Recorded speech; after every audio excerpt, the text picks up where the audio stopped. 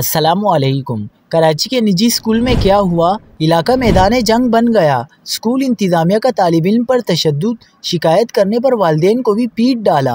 अफसोसनाक मनाजिर सामने आ गए। क्या आप हालात हाज़रा से आगाही हासिल करना चाहते हैं? खबर के पीछे छुपे असल हक़ाइक़ जानना चाहते हैं तो अभी सब्सक्राइब कीजिए दिल में पाकिस्तान को और साथ ही घंटी के निशान पर क्लिक कर दें।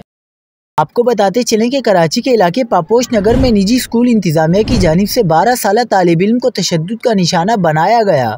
शिकायत करने पर तालिब इल्म के वालिदैन को भी धक्के दिए गए और उन्हें घसीटा गया।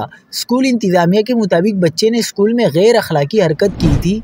बच्चे की वालिदा ने इल्ज़ाम आयद किया कि इस मामले पर स्कूल इंतज़ामिया मुलव्विस है। उनके बच्चे पर झूठा इल्ज़ाम लगाया जा रहा है।